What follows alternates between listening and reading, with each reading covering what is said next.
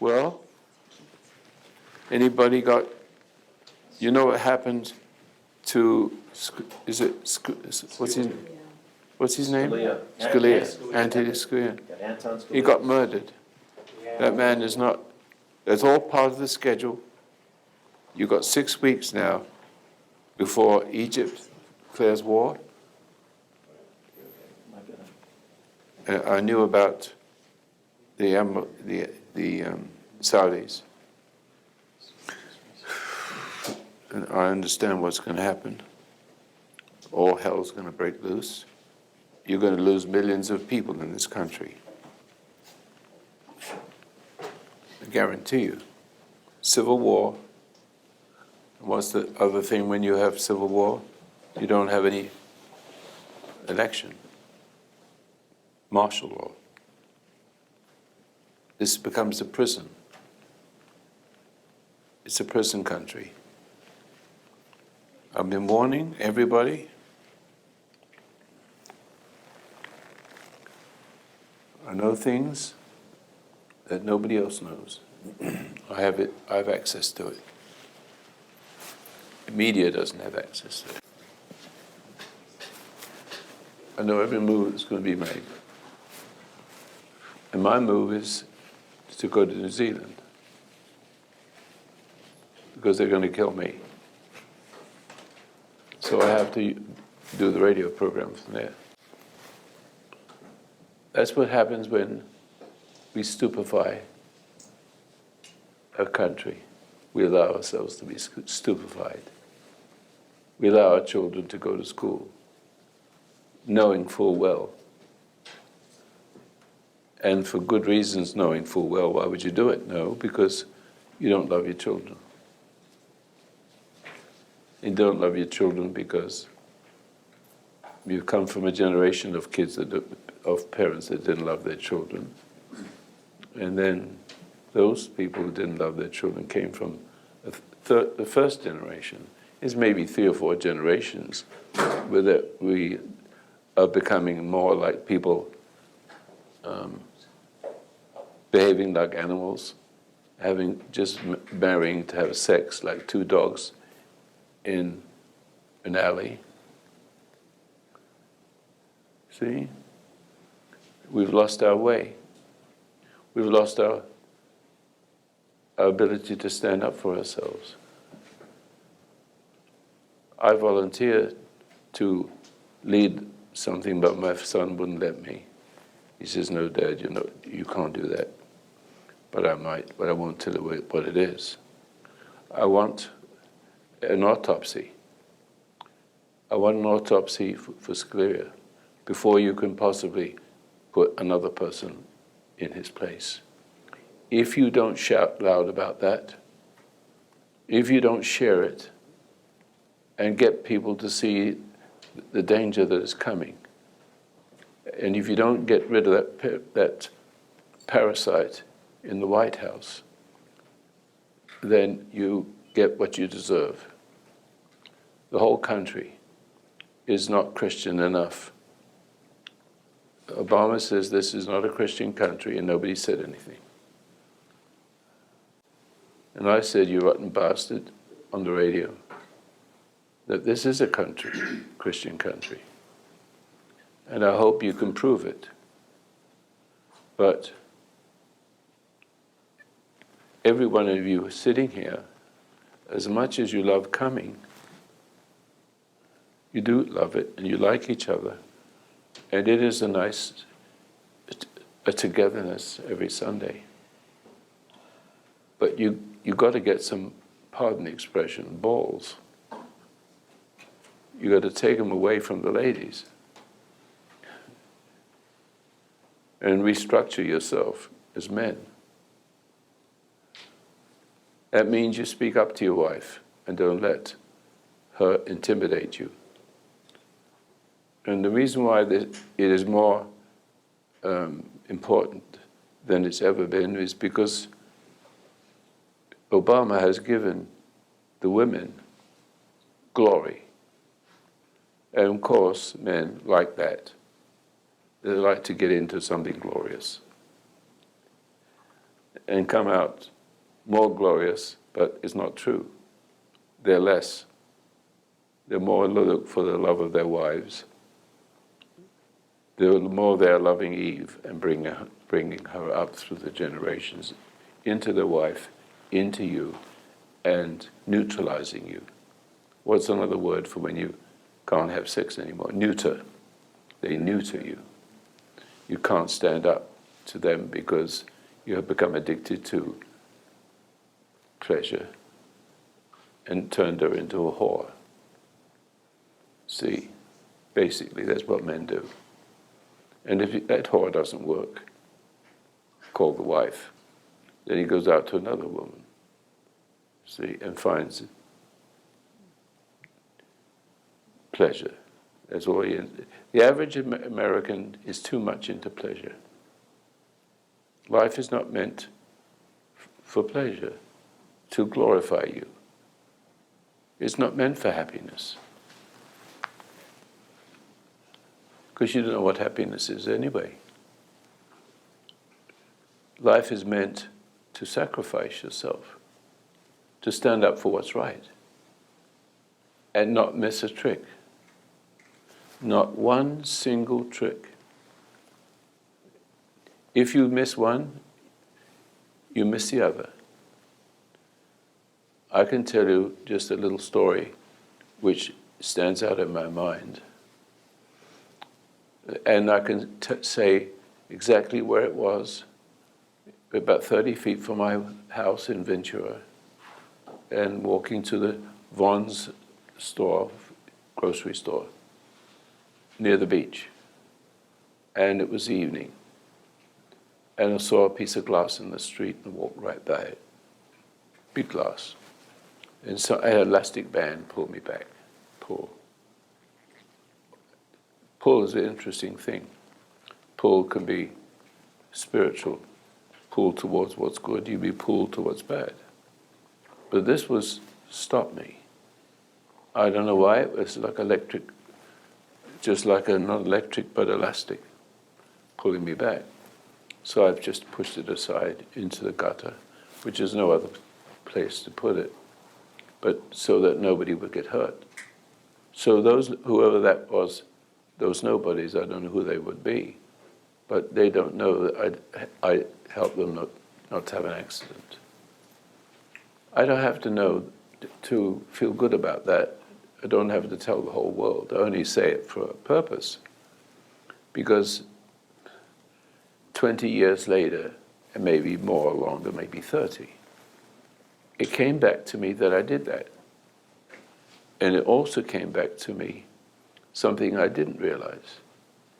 And it said, without words, intuitively, see, if you had walked past that and didn't accept my pull to do the right thing, not push, see, then you would have missed all the other little things that make up your story and how you will enter the kingdom of God. Because it is a life of sacrifice. Like Jesus has a life of sacrifice. He can enjoy, kibitzing with people in the bar, so to speak, in those days. He mixed with the rough and the ready, He did, because he knew that there's good to do there. And he mixed with also with the other, the scribes and Pharisees, in an attempt to bring something to them that they didn't have. And so what it amounts to is a series of little things. Little things, things you fail to do, things you do which you shouldn't do, and not catching it, not catching it in time. Because it all amounts to being selfless. Life is not about you. It is, in a sense, about you. It's about who you're going to be and where you're going to end up. Do you think you're a rabbit or a dog that just lives and dies, and then there's another dog which lives and dies, and there's another dog? What the hell does that mean? What is accomplished by God? What's he make the universe for? What does he make this Emerald Isle for? For his own amusement? Does an artist paint for himself, or does he paint for other than himself? There's pleasure to him to paint, make a universe, and then make himself available by virtue of intuition, saying, see what I made for you? Yes, Dad, I see, thank you very much. But do you see that? Do you live like that? Do you understand that every little thing that isn't impulsed, I've got that word, it's a pulse from within. And it doesn't feel like anything. It is just like, well, when you do something wrong as a habit, that's easy. It's a habit. Doesn't matter how bad it is, it's still a habit. And a bad habit is still more have a habit, so it's easier to do and harder to stop. So unless you start to stand up and make yourself a target, in other words, make yourself so bright and so forthright that you disturb without intending to disturb. What did Jesus say? He had a very special word. I don't punish. The word is not punishment. Chastise? Chastise is not quite, is not rebuke. Rebuke. The words are very important. I rebuke you that you should be pure. Simple. Now, what I'm doing with you is rebuking you that you might be pure. Because right now, you're a bunch of piss ants. I don't know what they are, but I just invented them.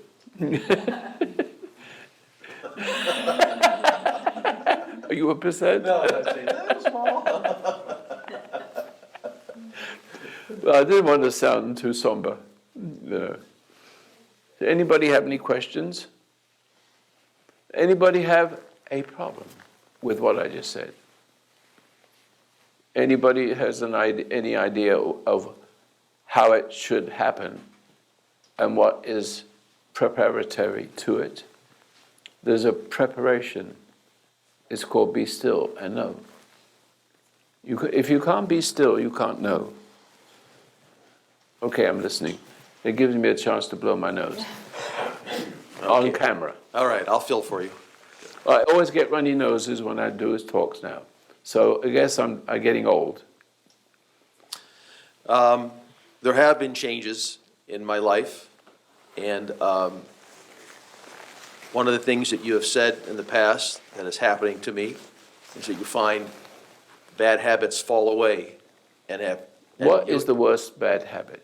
Let me just say, bad habits that you have that have fallen away from me. In other words, I had nothing to do with it.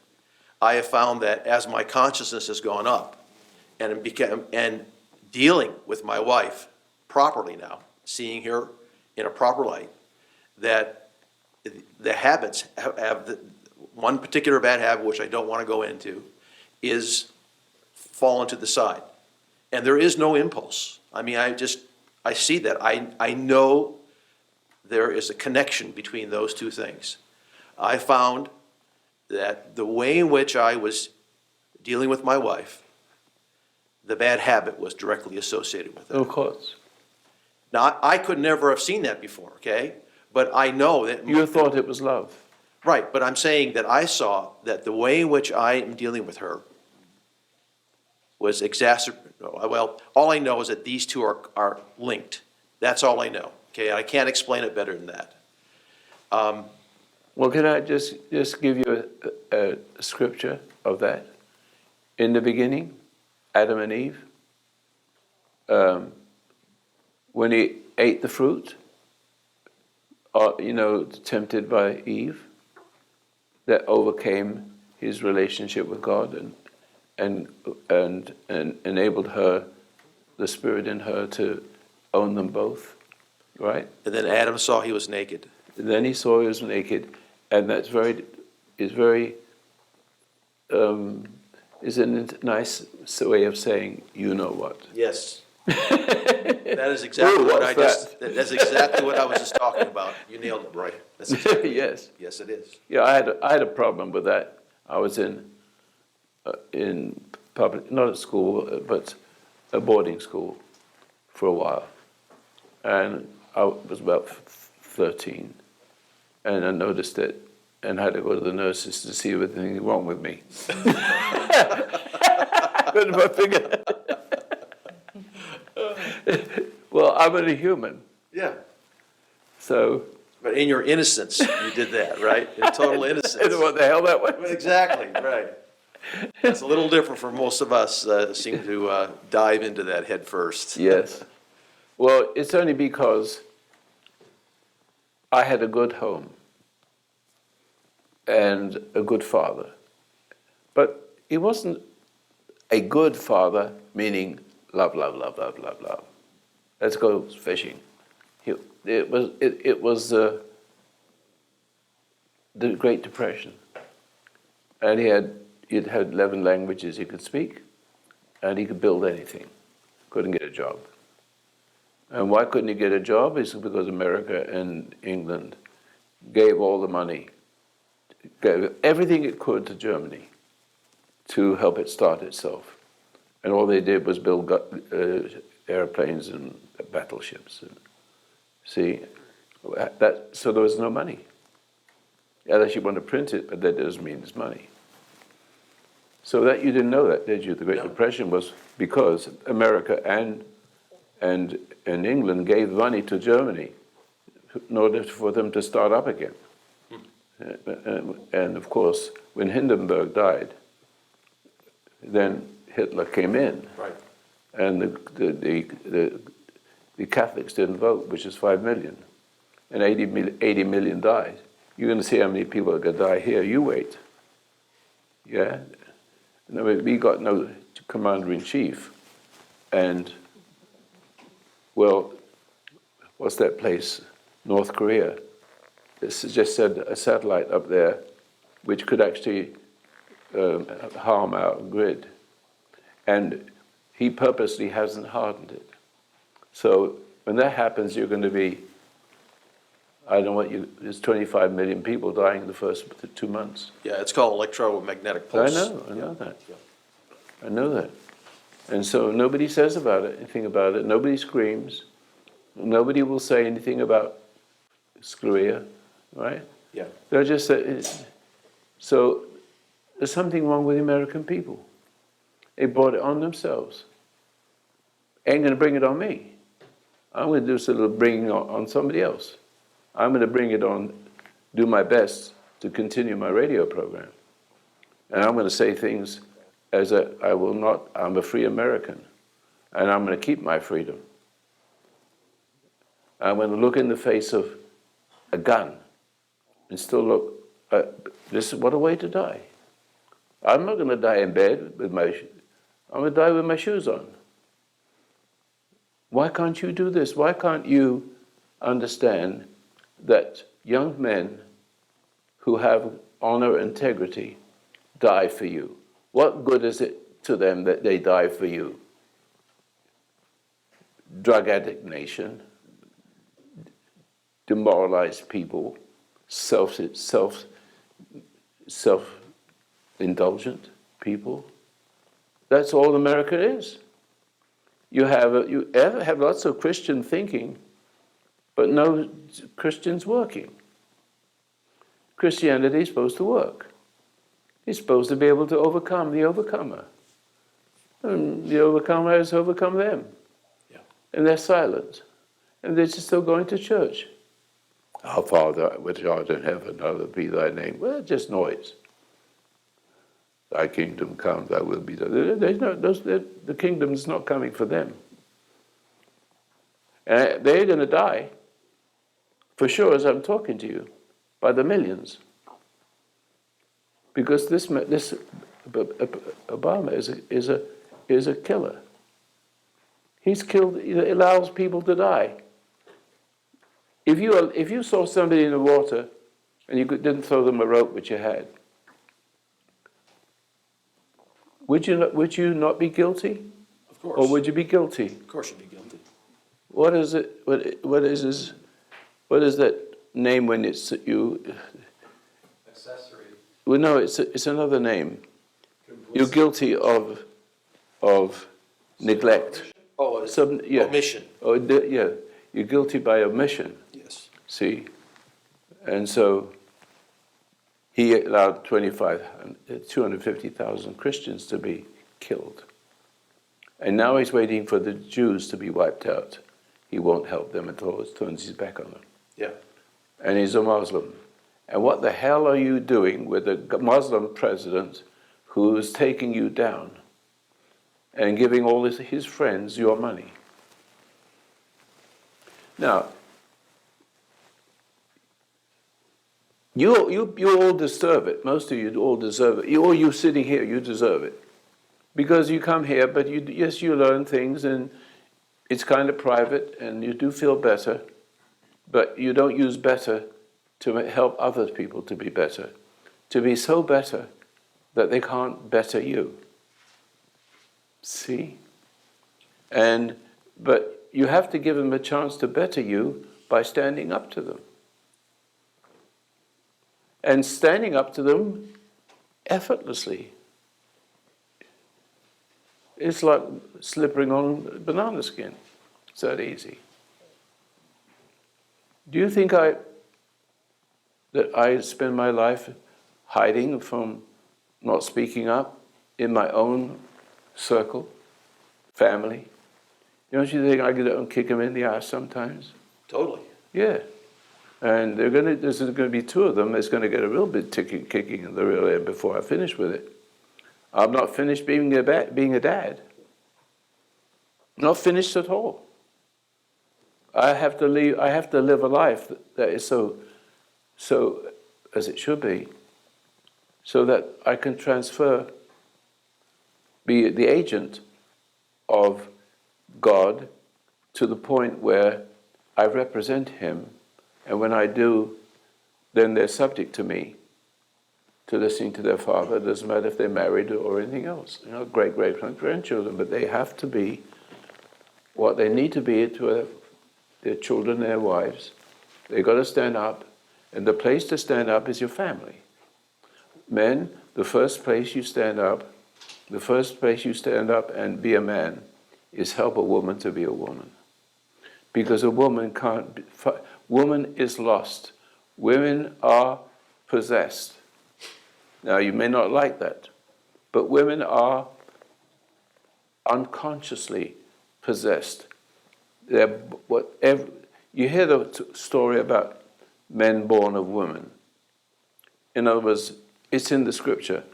And that when you hear that with words together, man born of woman, you think that's crazy. Well, the Bible's not crazy, but it does seem crazy to think of it of men that way.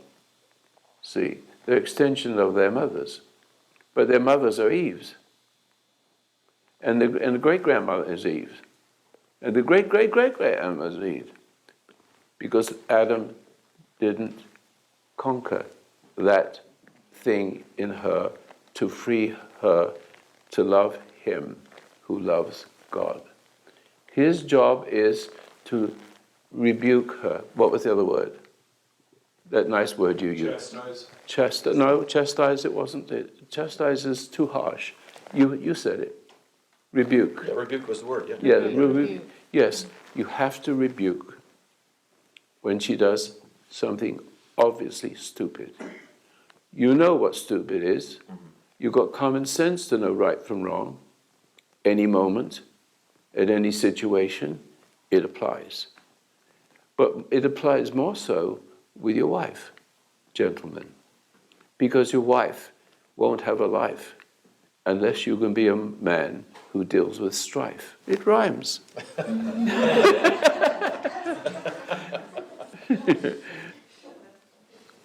And Well, let me say something here, Roy.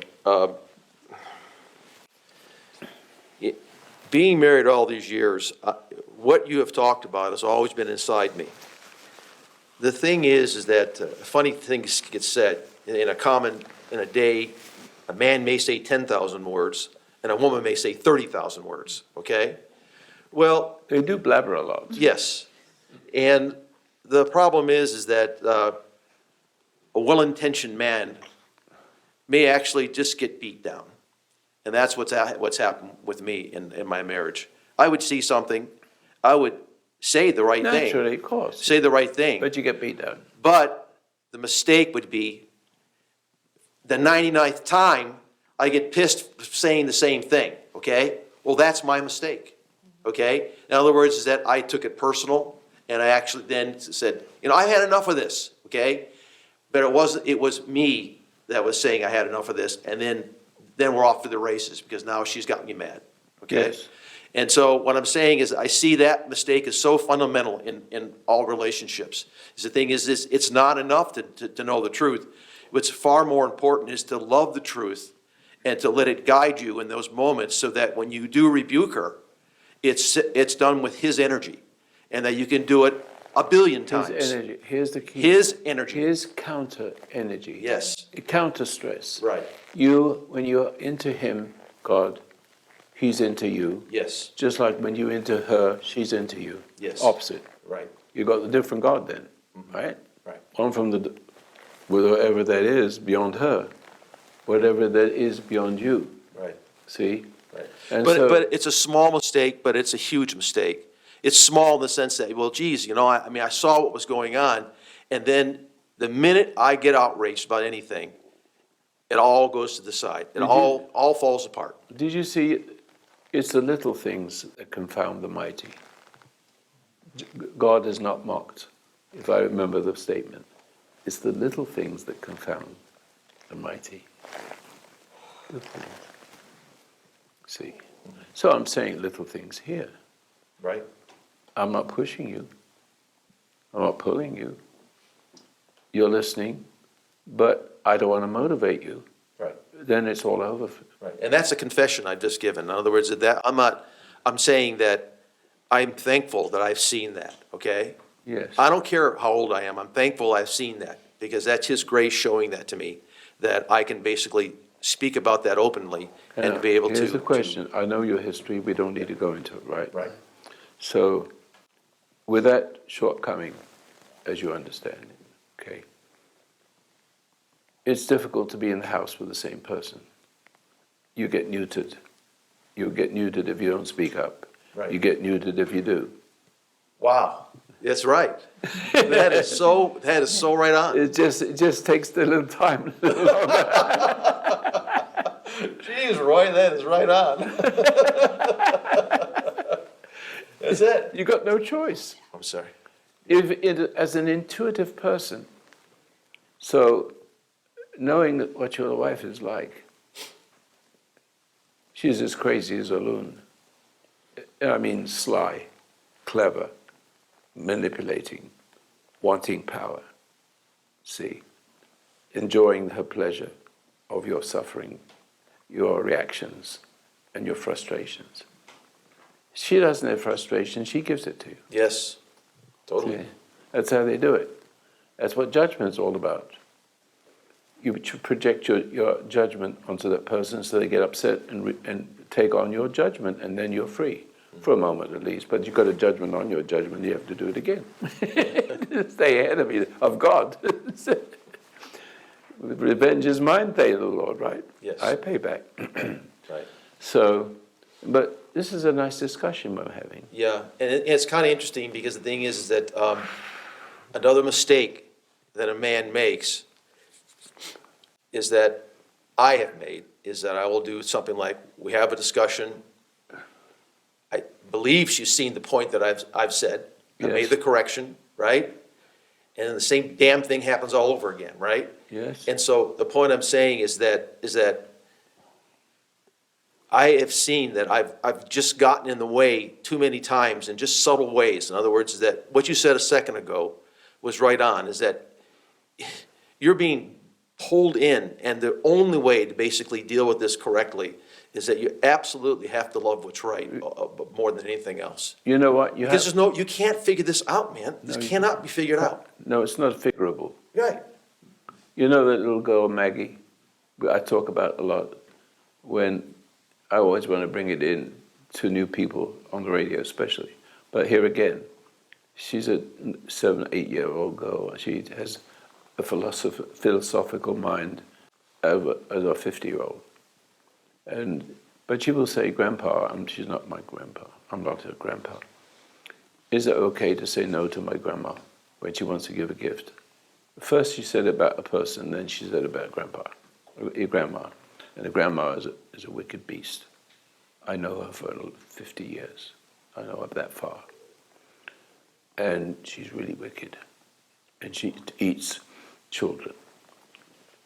Her mother, when she was 4 years old, let her boyfriend mess with her. See that? Excuse me. But she says, is it okay to accept a gift when I don't want it? I says, do you feel the pull? She says, yes, I feel the pull. Yes, she feels it. She doesn't know what it is. I said, that's temptation. Whenever you feel that, stand back and do nothing. Right? Patient. Don't get angry. But your grandma will go very angry and throw all the books and all the junk she's going to give you into the garbage and smash everything and run away. I said, can you deal with it without being angry, Maggie? She says, yes, I can, Grandpa. Wow. And she did. That is so wonderful. She never flinched. Now, she will call me from time to time, sometimes on the radio. Beautiful conversations. This little girl will grow up to be a beautiful creature. She's going to be hard to find a man to marry, you see, because she has a grandpa. A father, no, the next news is she's beginning to be upset with her father. And she says to me, but he doesn't understand me. I said, don't be angry with him. He doesn't understand you. But speak up to him just the same. She's 9, 10 years old now. And guess what? He got so frustrated because he couldn't frustrate Maggie. Couldn't frustrate it. He just got frustrated trying to frustrate her. That he got so angry that the mother and the two little ones had to move out. Now he's all alone. And then Maggie says, call Roy. He calls Roy. And on the phone, 2 minutes, I speak to him. He says, I see it. I see it. I see it. It's better now. And Maggie loves her father again because she'd forgiven him. She hasn't judged him. See? I told the story about the person who came to this seminar here 10 years ago. Well, it's been 10 years ago since 10 years ago since it was 10 years ago. 10 years. Okay. And say, it was 10 years ago that he spoke to me, and it was 10 years ago, 10 years beyond that where he resented me and came forward and he said, I resented you. I said, what for? He says, you didn't take notice of me. I said, you mean you wanted me to make you feel good about yourself? That's not my business. He says, well, can you forgive me? I said, no. He said, why not? You're a teacher. Well, I don't know what I really am. I'm just an agent of change. I represent the firm upstairs. And my rewards is not money, it's his love. Which is more than money, isn't it? And so I said, no. He said, why can't you forgive me? He said, I don't need to, because I never judged you. But You comes don't, to you what, don't have to play either side. Both is wrong, judging and forgiving. yes, yeah, beautifully said. The Bible verse, seek first the kingdom of heaven and his right way, and other all things will be added unto you, seems to be alive when I say that, because I see It's a that. living thing. That's a living thing. And the complaint I had earlier demonstrated that I did not really understand that Bible verse. And it's more alive to me now, because it isn't the number of times. I mean, even Christ said that, if your brother does something to you 7 times, 77 times, I'm saying it's not your place to do anything other than just to not to react to him. And I see that that's the issue, is that you have to love what's right above everything else. First. Then you can deal with things. Then you have correctly. enlightenment to see what's wrong with yourself. You don't have enlightenment to see what's wrong with yourself because your ego doesn't want to be seen, because the ego isn't you anyway. It's a phantom. It's a phantom becomes real when you are motivated by its impulse, anger, frustration, greed, jealousy. So you feed it, especially when you're stressed and you get upset. You give up, and then you keep reflecting on that anger over and over again. Round and round and round and round, infinite loop. Because the memory is kept alive by circulating, spinning. Things keep coming back again and again and again, over and over again. But they pass the screen of the mind. That's why I stay alive. It keeps running round. But sooner or later, you'll see, as you see all these millions of whatever they are, millions. Your computer, little thumb drive, is unbelievable. You could have a whole library in it. So your brain is much more sufficient than that, or efficient. Far, far more, because you are like God, in a sense. You know everything at once. God knows everything at once. You will know everything at once when you need to know it. It's always there because He's there. So, Him who is everything at once, and knows everything at once, and can make a thing all at once, can give all at once what you need all at once. You don't need a memory. Have you noticed my vocabulary is not very good? I have a very bad memory. What was your name again?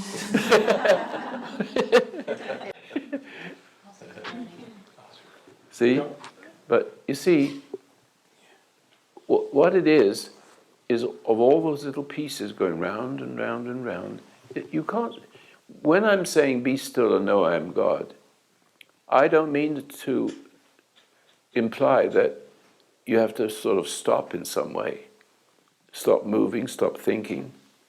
No, it's simply standing away from mortality. The mortal mind, like a monkey, has a mortal mind. It can't learn math. It can't discover math. You can't produce into it you can train the monkey and the horse to the degree that it submits, which it does, to a bigger horse than itself, or a bigger lion than itself. Correct? See? Or it gets eaten, one or two. Or it eats, one of the two. But human beings have something quite fascinating, which is invisible. You can't see intuitive. You can't see the intuitive thing like it's a piece of flesh some part of your brain or your body. No, it's him. You're like a receptor, not from your brain, but from his mind. So his mind is always with you. So he knows everything at once. But that's a hard thing to say. But the information that God has becomes manifest as an everlasting universe. Because matter can't create itself. You don't expect this piece of this to create a universe. You don't forget the microphone there is very clever. It's information. It came from information, right? A monkey couldn't make that. But someone discovered it. But that was a gift. Everything intuitive, like even pushing the glass to the side of the road, it's intuitive. It was a wonder that I'd feel something to pull me back to a piece of glass in the street. What value is in that, you might say? It really is a value to the person who doesn't run over it, see? That's not my business anymore. I don't care who I save or I enslave. I can do both. God does both. Revenge is mine, saith the Lord. But how does he revenge it? Does he have a book of all the bad people? Oh, I'm going to kill him now. I'm going to kill him. Or down into the darkness we go, No. That little thing you do, very little, so little, it seems unimportant, like the glass. But remember, I don't think I said this, but just in case I didn't say it, but as I said, 30, 40 years later, I appreciated having done that and continued to do that. Because then he was able to say to me, again, with no words, just know it, without knowing how I know it. But I never thought of it that way. And I couldn't have told myself that. You see? See, it made me realize that the reason why I have certain powers and I'm successful, and if I don't mean to be braggadocious, but I'm successful in the sense that I overcome the overcomer, and it's equivalent in this way. Everybody has skills and experiences piling up inside them, disciplines, and they are ingrained in the subconscious mind, so you don't have to think of it all the time, or think of doing things all the time. So there's an accumulation of intuitive little things, and that is obedient not so much to the brain, which it becomes also a habit, see, meaning a program. So you do it once and you do it twice, but the next time it may not be glass. It's the same thing as doing the right thing. So what's the next right thing? That could be terribly complicated. I mean, immensely complicated what you have to face. Situations just scream with, what do I do now? Right? And if you don't really know the godly way, then you have to either freeze and not do it, or guess and get it right one time, but then not every time. So you get confused. And the guessing is worse, and you get angry with yourself because it didn't work right. So God is hating God, which means you hate yourself. See, and then then the phantom inside you is being fed with the energy that's released through frustration and judgment, and it just starts to sit and take form. It takes a spiritual form. Let's call it black without meaning any slur to any religion or Race. yes, race. It becomes a dark thing. And when you die, that's who you are, in a different place, not fit to be in the other place. You have to understand that human beings are children of God. But He's got to give you a choice. But He doesn't give you a choice as He gave Adam in the beginning. He gives you a choice from the beginning that you've inherited. Who understands that? Yeah. It's called redemption. So which means you're not a bad person, no matter if you're a murderer. Because you could be programmed to be a murderer. You could be so upset and angry that you kill your wife. Or you get your wife to kill you instead.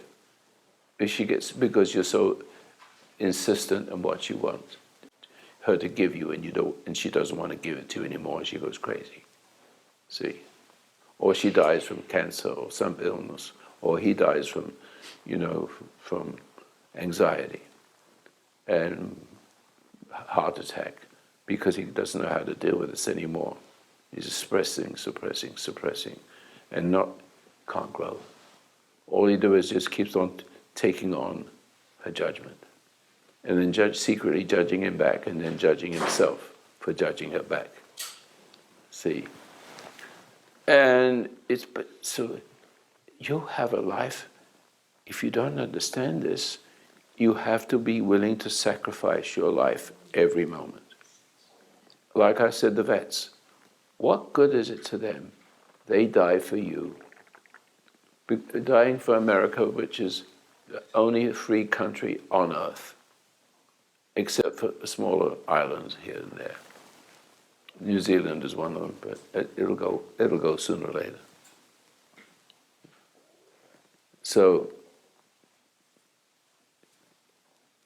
you have a story to unfold, and you don't know what the future is going to be.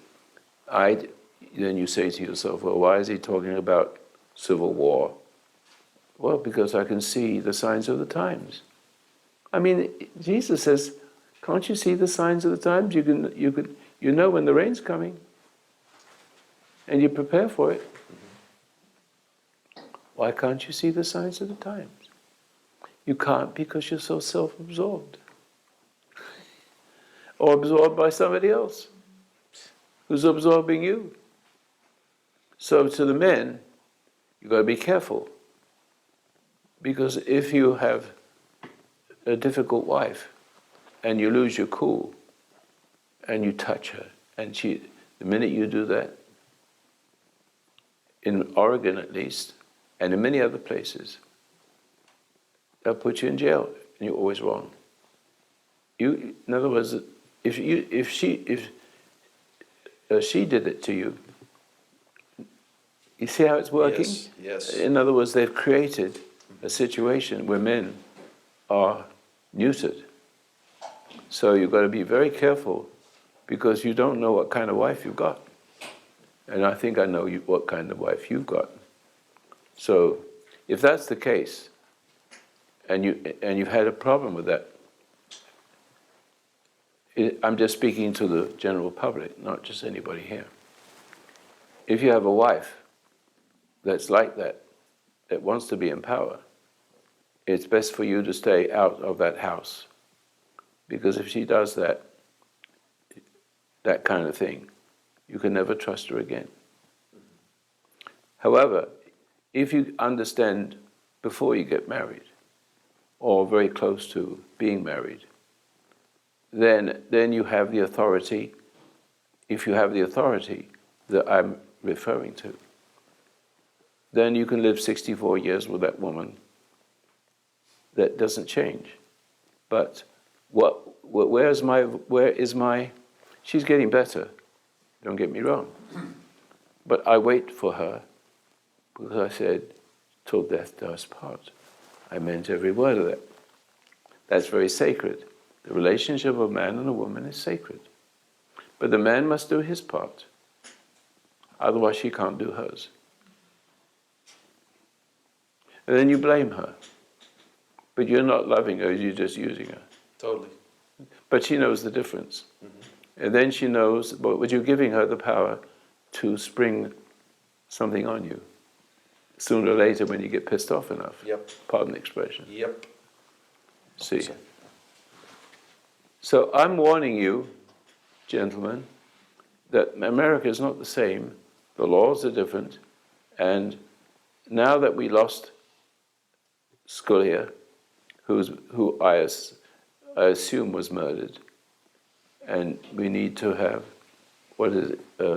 Autopsy on him. And all of you must understand, you must shout as one America. We want an autopsy. We don't trust you. That will put a stop on it by itself. You don't have to go to war with him. But if you let that pass, you will have to go to war. Because you've messed up all the little things with cowardice, and the thing got bigger and bigger, and you got smaller and smaller, and you're just going to let that go. Because you want a little bit more peace. And there is no peace. The only thing that will wake you up is when you wake up in the morning and there's a gun to your head. And it's too late. This is the interesting thing that you're saying, that is, when you said there is no peace, I know exactly what you're saying. And Well, you can get a peace, but there's no peace. No, seriously. There is no peace in that, a man that would think in terms of, like, not rocking the boat it's an illusion, because the thing is that you are being taken down. You're either going to wake up or you're going to be taken out. And it's not, you can't, like, stay on the sidelines. You cannot stay on the side. You cannot. It's not possible. You will be taken down. But you see, the thing is, the essential relationship of everything is man and woman. That is essential. From that, everything blossoms or everything blows up. Which way do you want to go? Yeah. Simple. Sure. All your illnesses and diseases spread from being married and screwing each other. Pardon the expression. So You just remain like a bloody animal. And an animal don't feel bad. You're a human animal, but you do feel bad. You'll never be happy, because what makes you happy makes you even worse bad. yeah. Pardon my lexicon. You see, but making points. So it comes down to man and woman. And so if you're going to get married, you had better be prepared. Never, ever, ever, for any reason whatsoever, be resentful towards her. Because unconsciously, there's a force in her that wants you to be upset. Yep. And so angry that you hurt her. You lose your cool. And in Oregon, especially here, is a bad place for that. I know there's always guilt. You're guilty but you're guilty till you're proved guilty. Right. See, there's no chance for it at all. So it could be a little nothing. She could trip over a table or something like that, and blame you for it, and they'll be believed, and you won't be. Now, this is breaking down society. This is the dark side giving her power over you. So you can't say anything. Men are neutered. Men are neutered anyway without that, because they're addicted to approval from the woman and the pleasure she gives. And they put up with her craziness only because it upsets you so much that you're worse than you were before. In other words, you got what you wanted, but when you got what you wanted, it is like a drug. You will want more of it because there's guilt in it for wanting it and having it, and then being have-had. you see, and being halved. And the more you have, the more anxiety you feel, but the more you want. And then when sex is enough, you get drunk. And if drunk is enough, you take drugs. All the way down to hell. All because of women. But not their fault. Your fault. Yes. She needs to be saved. You need to be saved from her before you can save her. Don't get married. I got married only knowing my wife 2 weeks. Oh.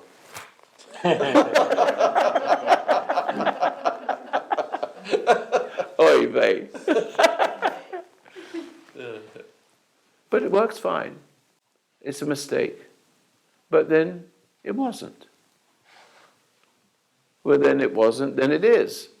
I've got some willful kids. So I still have to fix those. And I've lived long enough to be able to do it. But didn't get married, I wouldn't know what I know now. My wife taught me everything I needed to know just by watching her. Every game, every trick. But she didn't know she was doing it. She did not honestly know she was doing it. Yeah. And I'm a hypnotist. Now you think, well, you should hypnotize her and make her do what you want. That would make her a Stepford wife. I don't want a Stepford wife. I don't want to control her. I want her to be as free as I am. I want her to be free from me, meaning she's her own person, and I'm my own person. So she can act from the same light that's given her because I was able to be a person to allow me to give it to her. Yeah, that is beautiful. That really is. We have a nice audience today. Half you people come in late, but it's nice to have you. It's nice to have you here. Better late than never. Now, anybody would like to say something? Because the conversation we have is very important. Because I can talk forever. Yeah. Would you yeah. like to stand up, Sure. Mr. Baldy? And I was driving around town and I started seeing a lot of little things. Like I drive by this, I lost money there. I go to another place, I made a big mistake there. I go to another place, I missed an opportunity there. And none of these things are really earth-shaking, just there's so damn many of them. You know what I mean? I don't know, it's weird. I once saw a movie about, Is it 30 my dinner with Andre? yes, Yeah, I saw that last. that was a movie. very interesting, Yeah, you need to find that. I watched it recently. Can you find It's- that and let me know Oh, yeah. where you find it? I get it on Amazon. It was whatever. all about two people having dinner. Yeah, And then you have people, one of them having backflashes, right? regrets. Oh, and so as he's going towards his friend's house, he passes a store. I remember something he did there, Yep, which I won't talk about. yeah. And he's beginning to recall as he's passing by his hometown. He which was getting hasn't- over his regrets. It was Yes. like all the memories that he had were formerly before he had the dinner with Andre were Yes, regrets. yes. But now he saw it in a new light when he was going home. He saw how everything wasn't as serious or hard. as he Remember thought. that Yeah. dinner with Andre. Yeah, Try to dig it up. yeah. It's almost like me talking to It's you. on YouTube. Yeah. Is it on YouTube? Yeah, full length. All right. Yeah. Now, I have a terrible memory. You should write it down for me. I'll forget it. What was your name I'll again? put it on the back of my card. I mean, it's an interesting thing for a person to lose memory. Yeah, I forget the names of my own grandchildren. I got so many. yeah. They have to have tags. But they already know that about you, so they don't care. Go ahead. But you see, Anyway, Yeah. I can express myself. pretty much, When you speak to me, I'm not calling so much on my vocabulary, which I used to have a very Yeah. classy vocabulary. But I don't have that anymore. I am losing those as I'm getting older. But it's really not so bad because I'm saying it more simply. Many people don't understand so many words that I do. See that? No, it's very, very, very nice. It still comes across, doesn't it? Yes. Yes. And this, I'll just share this real quickly. I didn't mean to offend you. You're my friend, so I can always tell you you're bald. I will put my hand on your head in the hope of making it grow. And I'm afraid I'll grow hair on my hand, so I can be. Don't worry, his head is Teflon. I mean, everybody here knows this, but I just want to say it out loud so it's out there. You're at your best when you're talking directly to one soul to the other. Yes, it's true. You're at your best, and so remember when you come here. Look, I didn't have anything to say. I don't think I said anything today, but I'm saying that I just said no. I'm just going to say something here because Roy is just saying, "Let anybody got anything to say?" So I just went ahead and started talking. Okay, and I didn't say a lot today, but what I'm saying is that everyone here should do that because otherwise it kind of ends up being a little bit of a lost opportunity. It's better, you're at your best when you're one-on-one with someone because all of a sudden I see the light come on inside you and people basically can get a lot of benefit from doing that. It's not the words, it's the light in the words. It's right. It is a tone, isn't it? It's a frequency. Yes, yeah. So, Yes, please, would you stand yes, just a little bit? yes, Thank you so much. This is kind of the opposite of what Bill was talking about, maybe not quite the opposite, but I just turned 60 and reflecting on my life. You look good for 90. Yeah, thank you. Anyway, I reflected on my life and realized that I'm not being the person that I was meant to be. Yes. And I spoke up to my husband about some things that I was very uncomfortable with, and it made a rift between us. And I started coming here instead of going to church, which wasn't helping me. And so my husband's a good man. I don't want to say anything negative about him, but I realized that our relationship is not right, and I'm the one waking up. So it's kind of the opposite of maybe the way it's supposed to be. If I was married to you, you'd listen, wouldn't you? I would. Yeah. And I see my husband as weak. And Yeah, but would you do me a favor? Yes. Let it be sufficient. What's that word? Rebuke. I've rebuked you, and that you see what I'm saying, and from a man, you've accepted it. That will change your relationship with your husband, so that because he doesn't have what I have, you should have. Well, what word would be better than pity? Forgiving. Forgiving that he doesn't see Yes. what he doesn't see. He can't see. Yes. He's not ready to see it. And if you will just be like I am, let it just roll off you like off water of a duck's back. If you can do that when he's out of order and improper, and doesn't correct you when you, well, I was going to say when you get angry, but I don't want you to, I want you to learn to never be angry. Right. Never judge. Right. Because he doesn't know. Yes. He really, really, really doesn't know. No. But if you know, and if he comes against you know, see how I'm saying that? Yeah. If he comes against that, he gets frustrated, he cannot project his problem onto you, so he feels better about himself.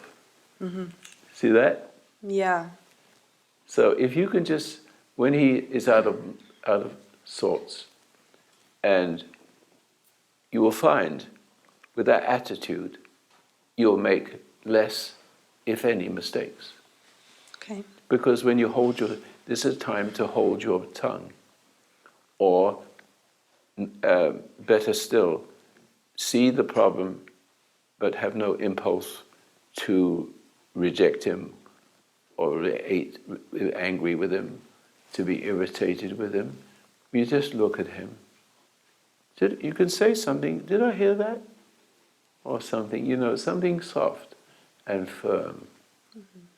See, it isn't the loudness of it, although I can be very loud if I want to be, see? Yeah.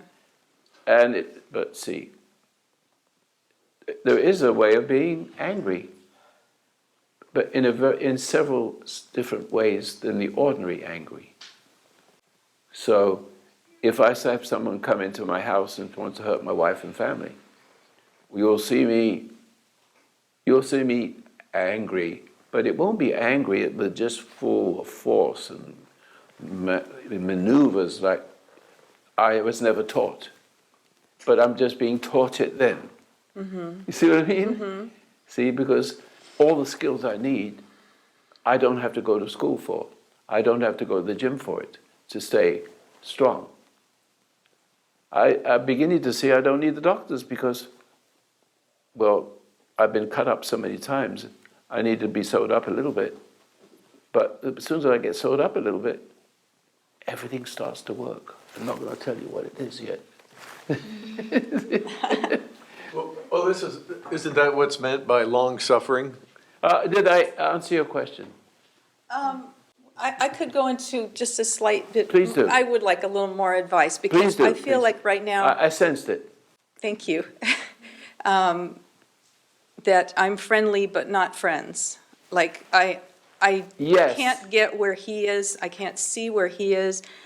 It hit me recently that I mean, it's probably been there a long time, but that he was weak, that he would say things like, well, how do you want to do it? What do you want to do? And Ooh. I know, and that would be my reaction is I would get angry.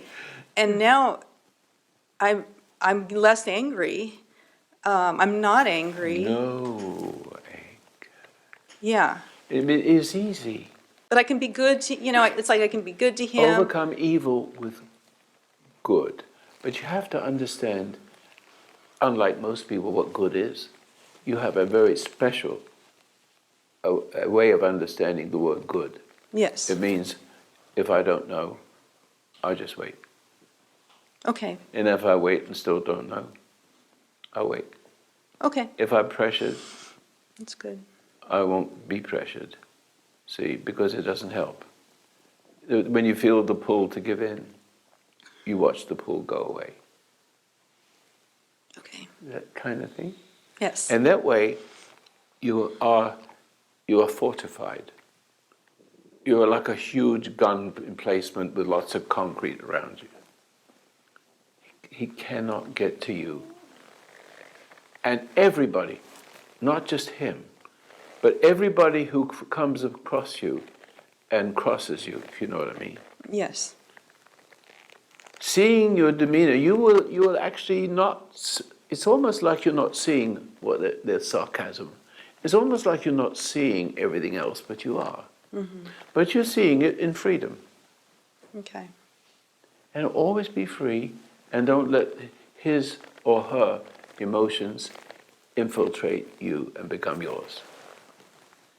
Okay. Thank you. I do feel freer since just that one time that I spoke up to him. I felt like it was opening the door to freedom because Yes, I've you've been been like able- this little worm. I never speak up to No, that's anybody right. unless I'm angry. And But so what it it's- boils down to is either you say nothing, which, remember, when you say nothing, it's a bad thing.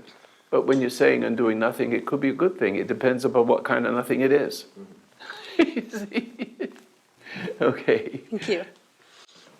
Yes, sir. Oh, hello. Hello, good morning, how are you? No, I'm good, thank you. I wanted to comment, you were talking about, raising your voice, how you can be really like angry but not angry, because, it's. I'm warning you. I'm warning you. Don't do it.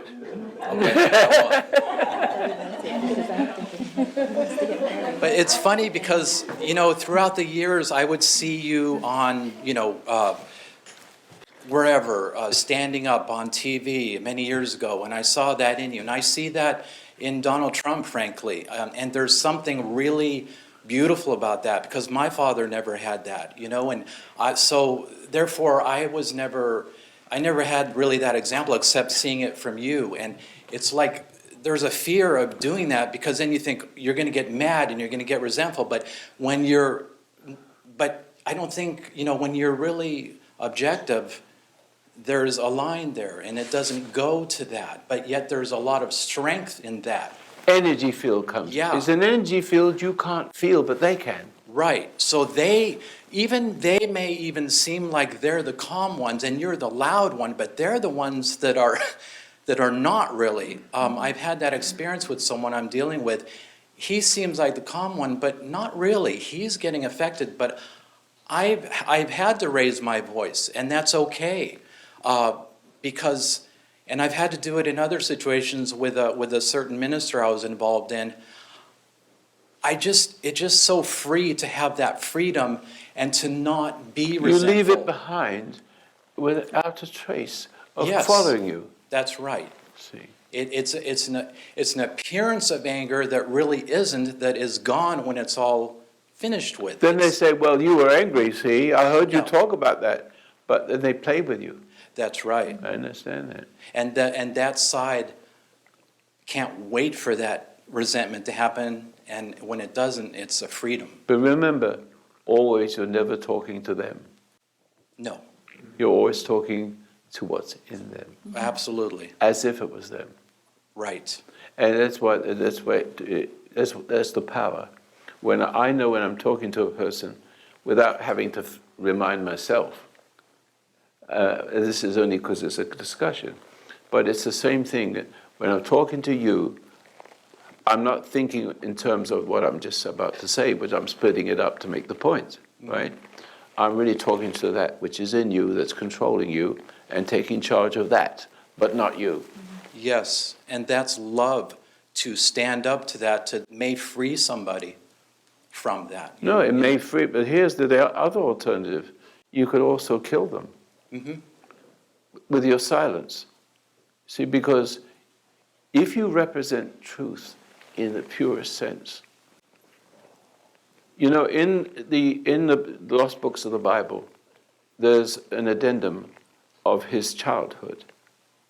And did you ever read that? I have, yes. And the kid that was very cruel dropped dead. See, he was able to take mud pies and turn them into birds, and they fly away. I say to you, Jesus says, all the things I do, you can also do. Become perfect as your Father, like your Father in heaven. So then the question rises, what do you mean perfect? Nobody can be perfect. Correct. You could be perfecting. It is a verb. See? And so everything you do adds up to what you are, as I'm referring to what I said before. So the phantom will become you, or the counter phantom, God himself, will demoralize, make it disappear and go up into smoke.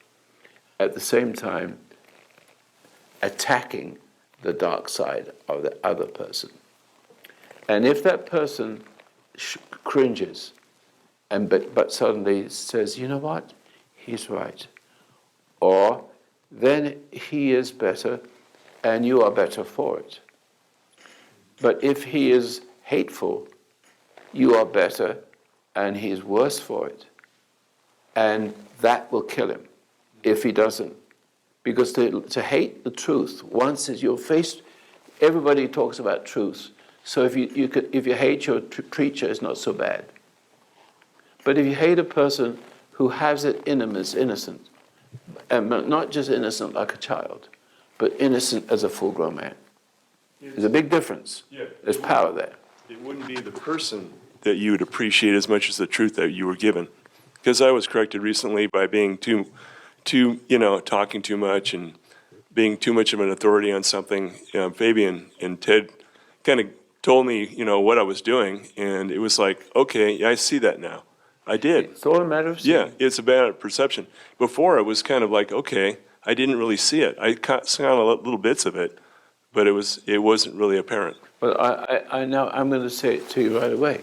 Okay. What are you going to do about Scalia? How are you going to share it? How are you going to talk to your next door neighbor? And he says, well, what can you do? You can stand up. That's what you can do, and share your standing up with somebody else. Mm-hmm. Are you a Christian? Yes, I'm a Christian. Well, your Christians are not pussycats. And that's your next door neighbor you talk to. But not like this, see? But as a man, it strikes them. In other words, there's no motion. You're like a brick, see? But you're not a brick. You just cannot be infected. You cannot be penetrated. There's an invisible armor around you that you cannot feel, so you better be careful not to take credit for killing him. And I would use the word killing him with little... It would be like penetrating that person. In other words, you penetrate them with the truth. I when you speak. penetrate them with the truth. Yeah. It will kill or cure. It's not just ordinary advice. You let that person and God decide. Now, you listen to me on the radio. And if you listen to the radio very often, I say that. I said, I raise my voice, but I'm not doing it purposely. It seems to be just it's the right time. On the radio is no different from talking to a person. Mm-hmm. They're listening. So there's a whole crowd of people listening, and some I'll get to and some I won't. In the right way, but it's always in the right way. But the other people will react in the wrong way. And so I was saying, now I know what you do to people. You were the face listening, who are getting upset. You want to jump out of the car if you're driving a car. It's so disturbing to you. So the fact that you are getting upset and you're reacting and beginning to hate me for telling you the truth, it's you I'm talking to.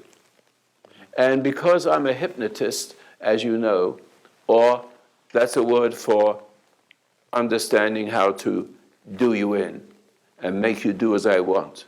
Oh, it's not quite like that.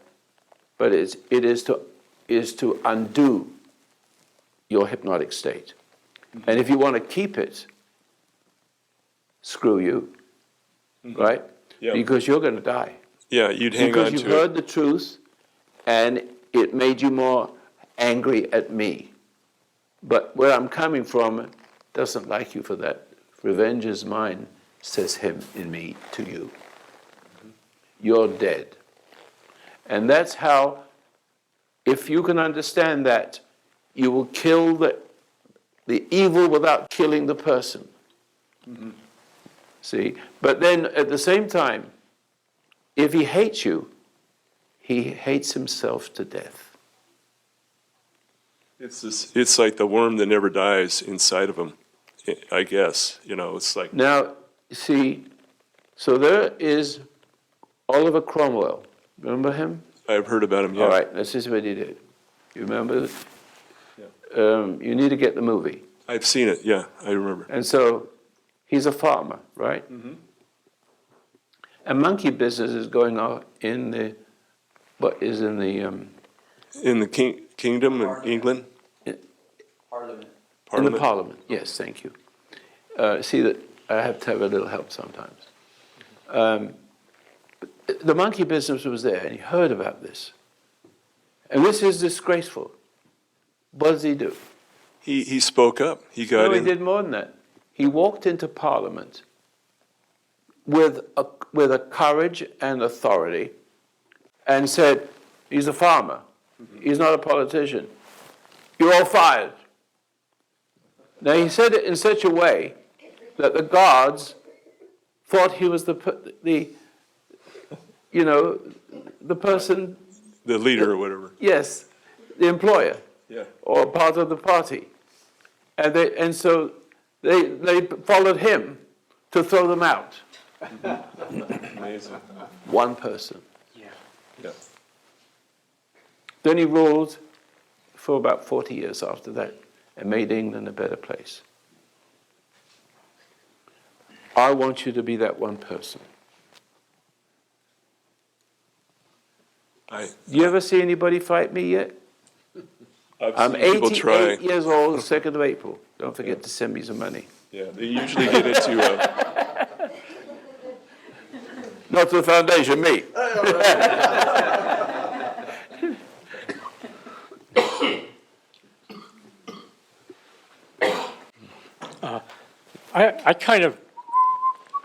I kind of missed an opportunity to correct someone. Well, I didn't really know what to say, but this so-called Christian, I was talking to, he says, well, we are in the world, but not of the world, so I don't vote, I don't participate in politics, I don't do this. And I blew my opportunity. What I should have said, we're here to be participants, not spectators, No, that is the, you know?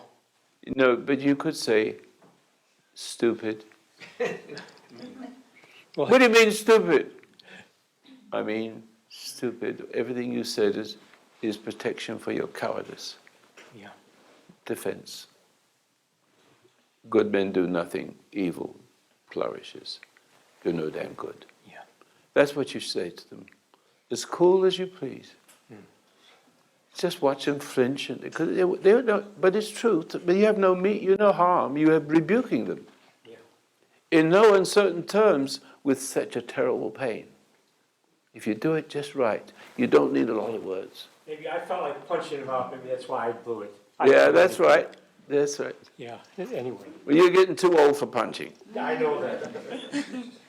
I am too.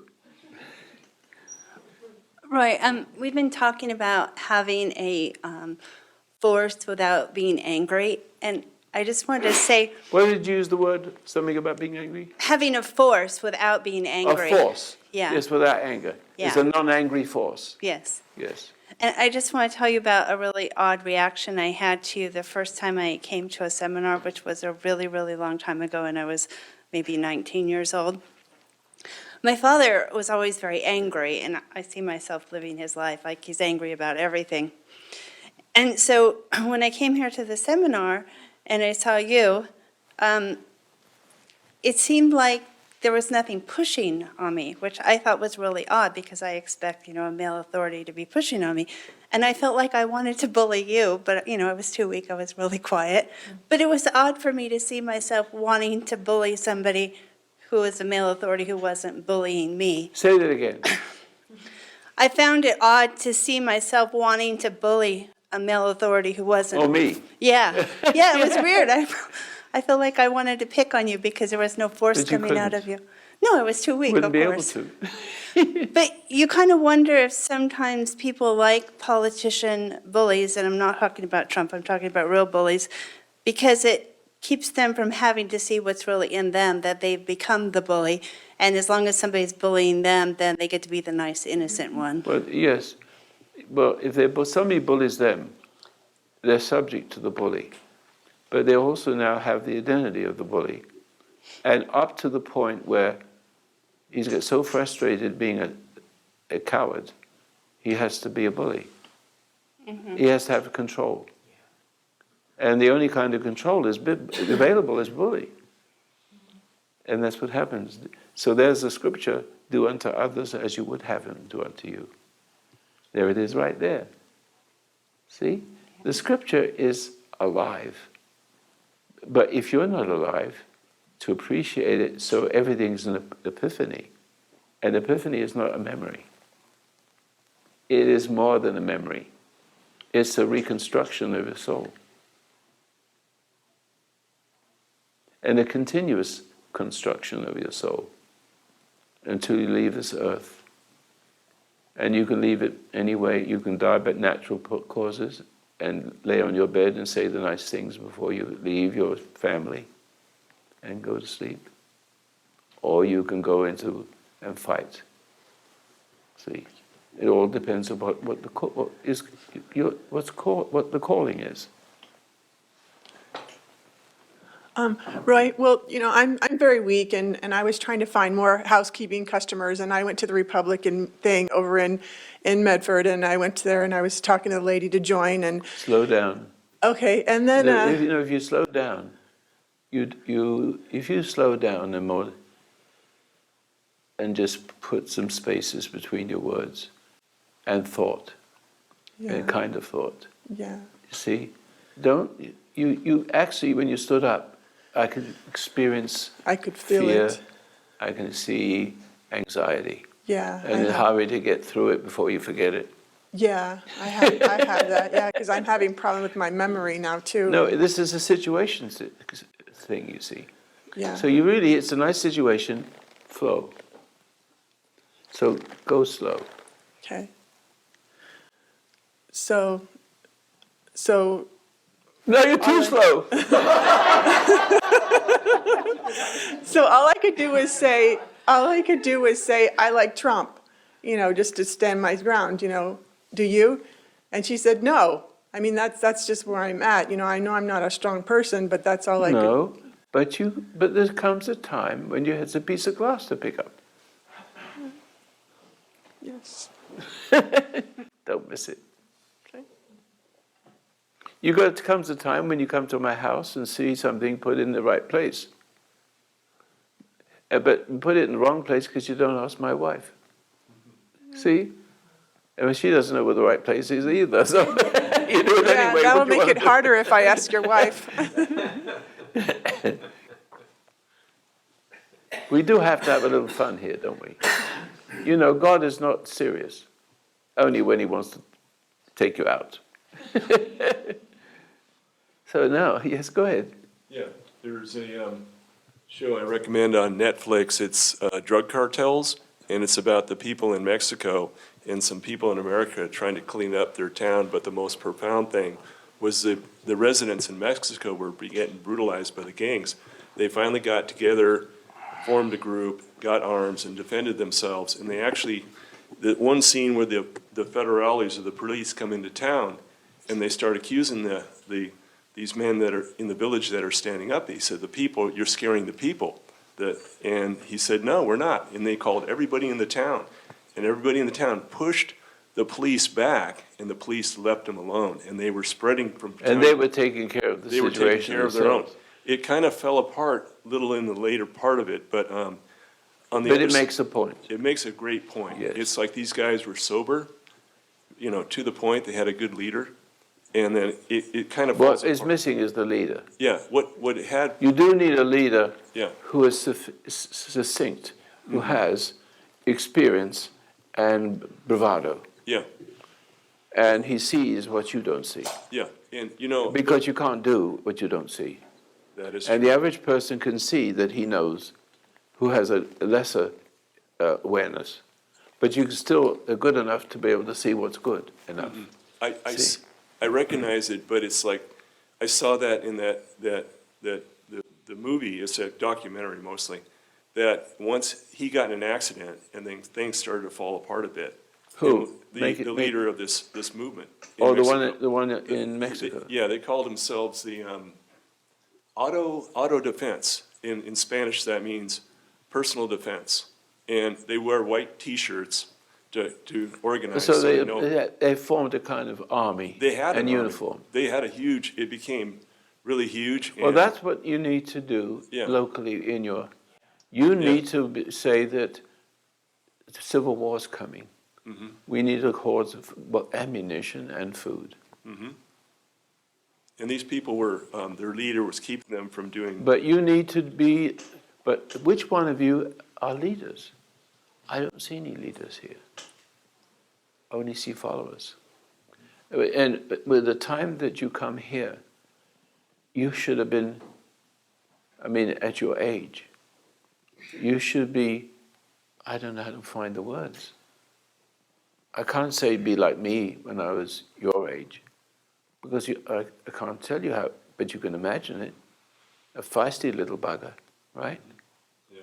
Yes? Fearless. I take down anything. If I may brag a little bit, can I? Sure. Well, I go to Africa. And I'm a diamond cutter by profession. I had 4 years of, tutoring. And so I know how to take a beautiful diamond and make it beautiful. And so when I got a job. I took my brother with me, and he sent him to university because he was younger. And then we had Afrikaners who don't like Jews and blacks, see. So I'm Jewish, the only one there. And so this person's name was Tini Butha, which means tiny. And he was 260, all muscle, training for the Olympics. Now you got the picture? So he starts with me. I said, look, you don't like me, you want to hurt me, let's go to the gym. Let's have some fun. I know what fun is to him, isn't to me. Well, he was so stiff, I was so fast. I'd go under his legs and come out the other side. And it didn't hurt him. I shook hands with him, I hold his hands out. We go to work again, we come both next. He goes like this. I broke my nose, bleeding. But guess where he was? I don't remember exactly doing it.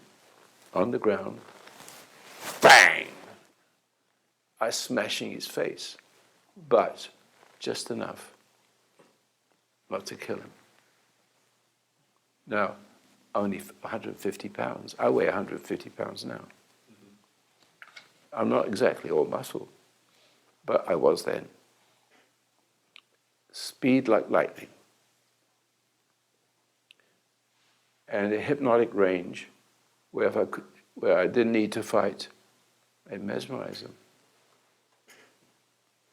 And I know I've told you this story before, and we're getting close to 12 o'clock. And so would you like me to tell it to you again, or have you heard it before? I've probably heard it many times. You've heard it before? You can go ahead if you want. Has everybody heard this story? Go ahead, Roy. Yeah. You don't mind? Go ahead. Well, because other people listening to the program and not hearing. Sure. So I've told you that I didn't know what I had. In my last lecture, I didn't know that he was in me. And I woke up one day and says, that's who you are. But that's a long time after this incident. A gang, drug dealers, bought house. One step away from my house, there's an empty lot between the houses, right? And they're going up and down the street with their car, you know that is. And I'll go to but they're very noisy. And they defecate and do all kinds of things in that space, the empty space. And everybody's getting fed up with it, and the police come, but they can't catch them. You've got to catch them in the act. They set a complaint. And so we had to do something. So they're going up and down the streets, and I said something to them, and then they're doing this with their car, you know. So I stepped in the middle of the street and stood there. I don't know what made me do it. I just did it. There's no thought. Just stand there. The car was racing, and it stopped right there. I wasn't going to move. He had to run me over in full daylight. That's number one. Next day, I saw them milling around, about 20 or 30 of them. And my wife is standing on the curve with my kids, see? And I'm saying, hey, who's your leader? And someone says, I am. I said, come on. This big lanky guy comes up to me. You have to look up to him. I said, you want to hit me? Let me tell you something. I can mesmerize you. You didn't know that. I'm a professional. And that's how I use it in those days. I don't have to say that anymore because I could do it without words. But he says, oh yeah? It's like, I can make you do anything I want. And do you think anger's a good thing? He says, yes, I do. Do you think it makes you stronger? I've got him talking to me. See? I'm talking to his weak spot that he's proud of. Anger is good, isn't it? How angry can you get? He said, what you talking about? I can make you do anything I want if you get angry.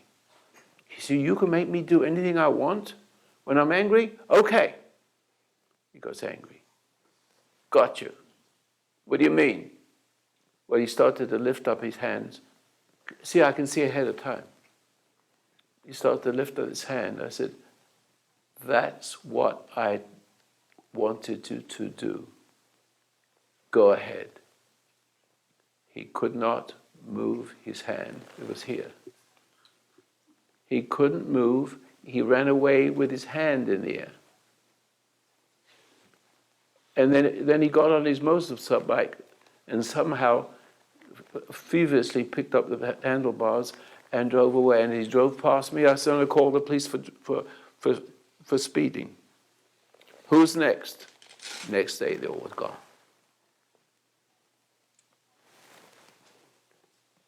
God is my witness. That's what it was. My wife would go, Roy.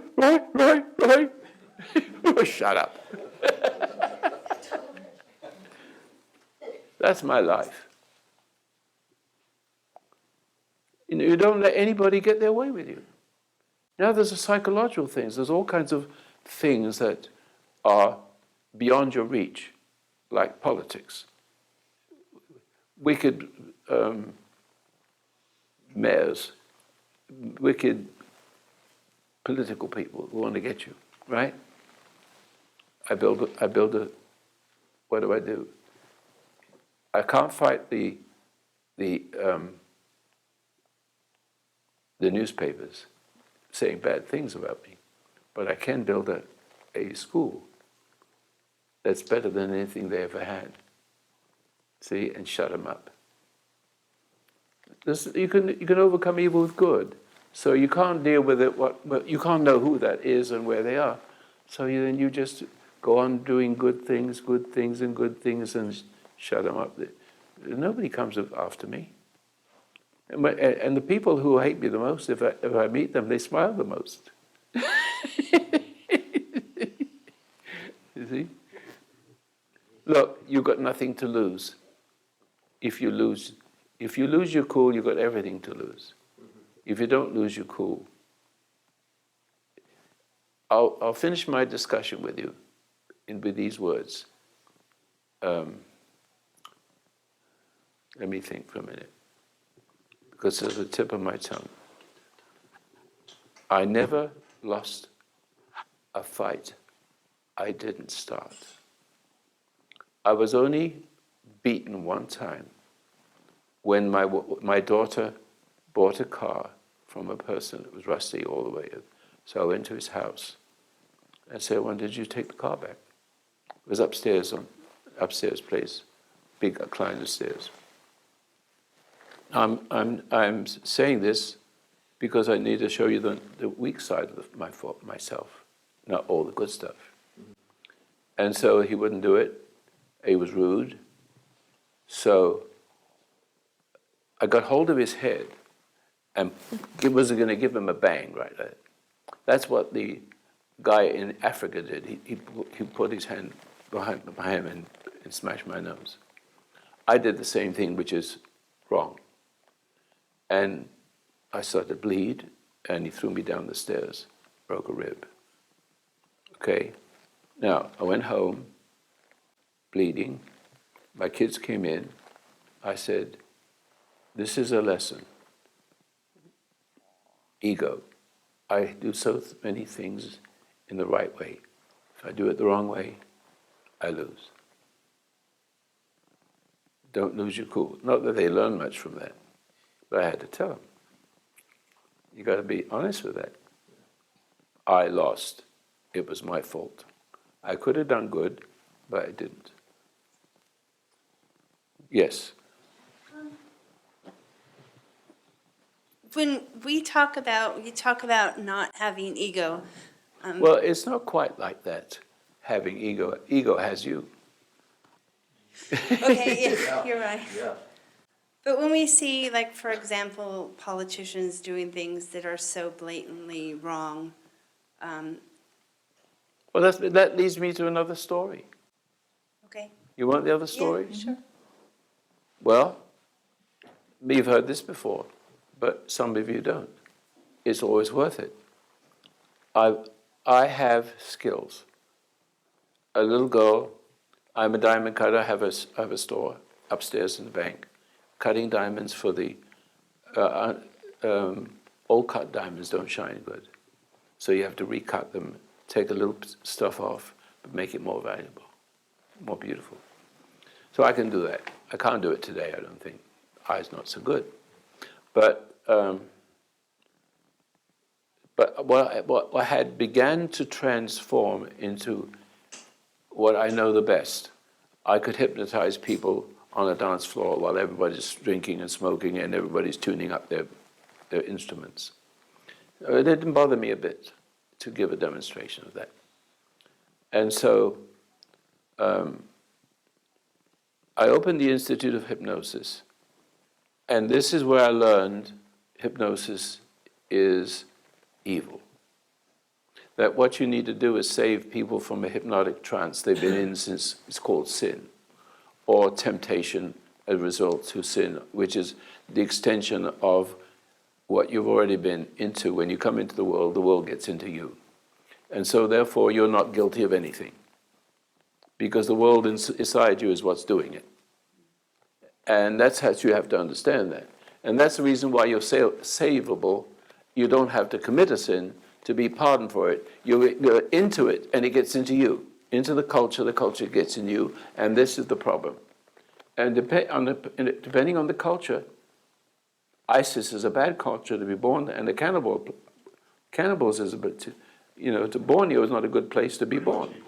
See, because they eat people, or they eat you for not eating people. See, oh yes. So eventually, I was doing so well. The psychiatrist was losing their money, losing the business. They were coming to me. $100, many times as you want, that was about $1,500 in those days. So I was doing good. And I was helping people. And so I learned things like this. A man comes into the office, and in the early days, and he said, I've been an alcoholic for 25 years, so I thought I'd give this a try. And I could see a chip on his shoulder. He's challenging me. You can't deal with that. So I sit down in the chair, close your eyes. This is how I began to see it. I'm taking a chance, right? Mm-hmm. I said, close your eyes, look at your eyelids. Be aware of your fingers. I knew that part. I knew those two parts. And said, are you doing this? Yes. Finger, finger, finger, finger. I said, oh no. Okay, open your eyes now and go home. He said, when are you going to hypnotize me? I said, maybe tomorrow. See what happens. Just go home now. Come back tomorrow or the next day. So it's 2 days actually. He comes back 2 days later. He said, what did you do to me? I said, nothing. You did it to yourself. And I explained it to him. Anyway, I've got so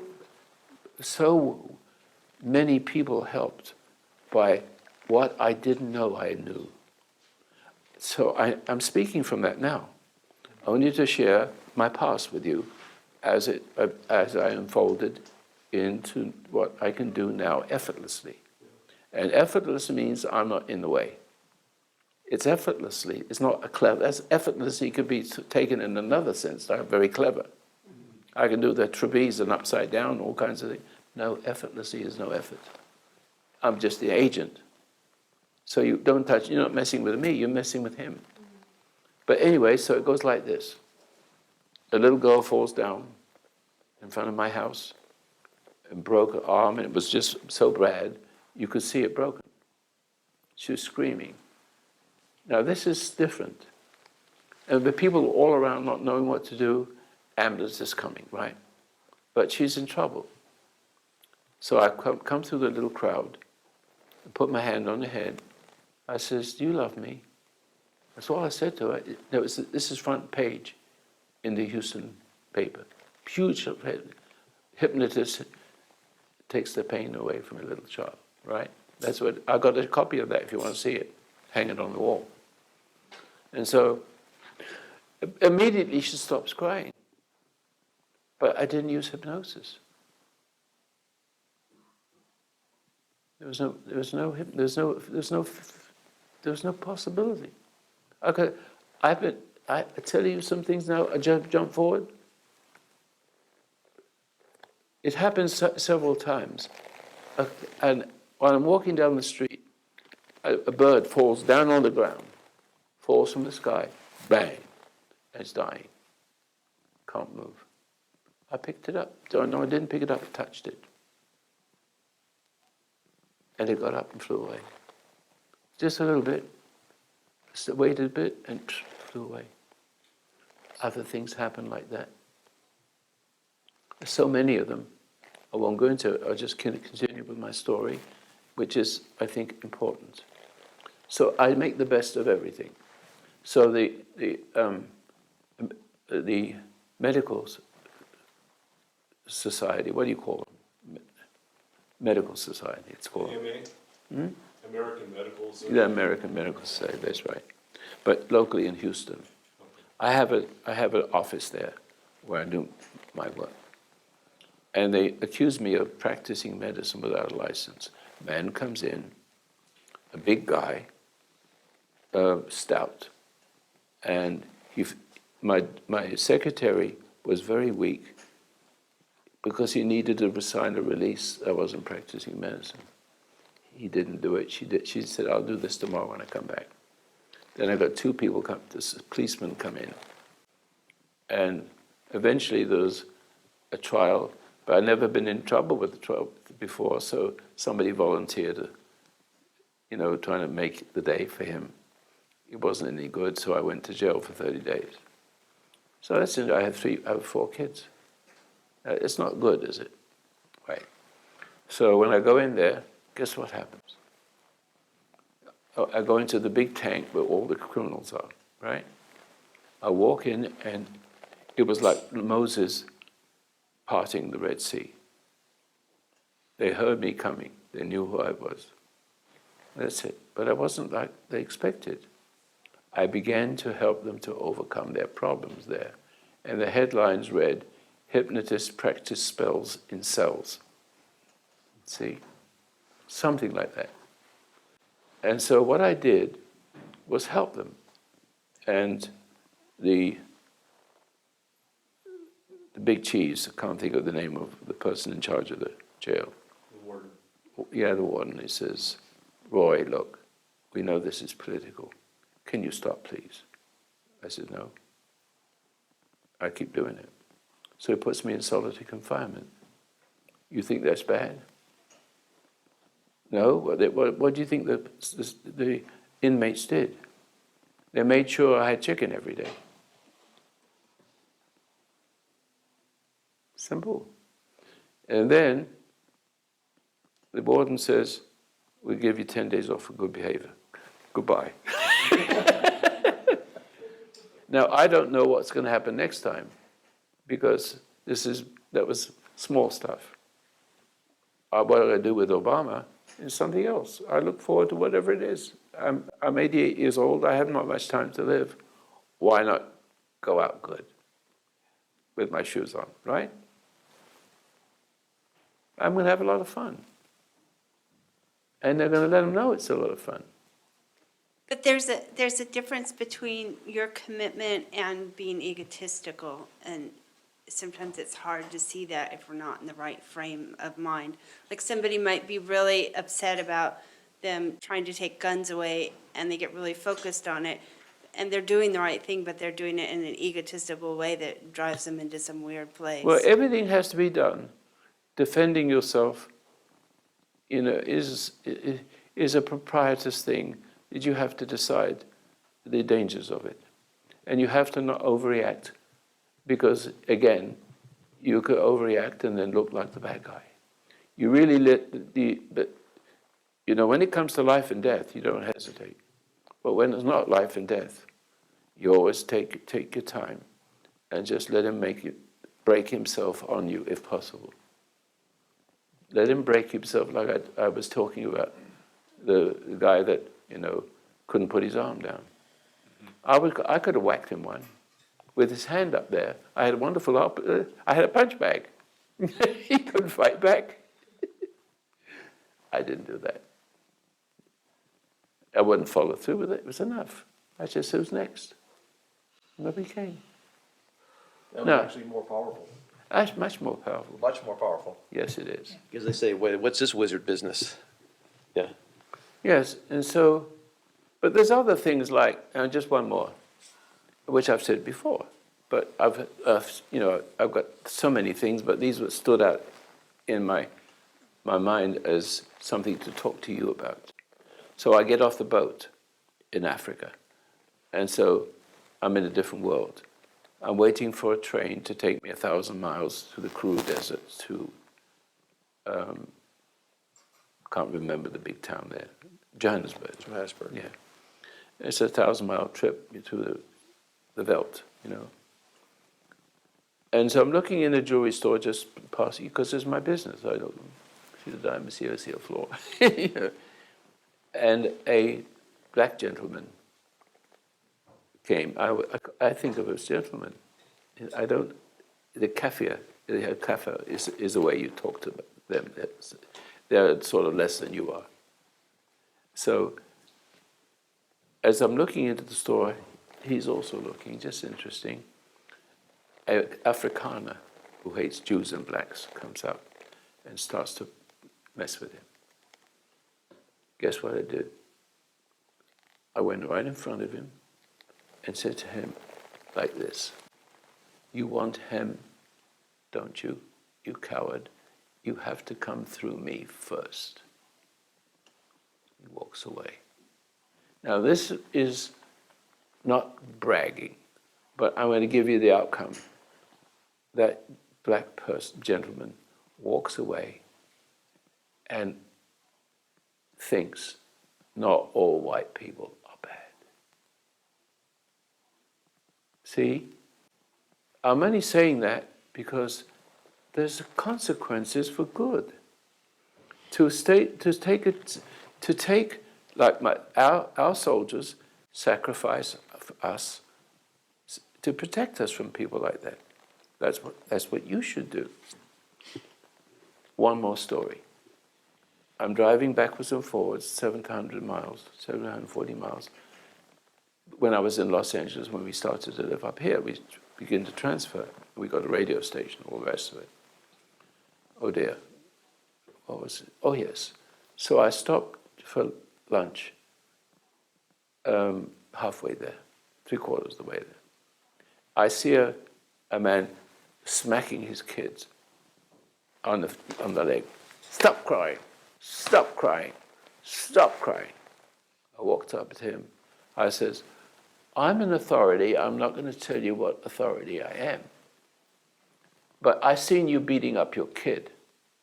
So you put a stop to that right now." And the little girl watched and got relief. There's real men. See that? That's different. I said, "You back off, you coward. Take your frustration out of this little kid.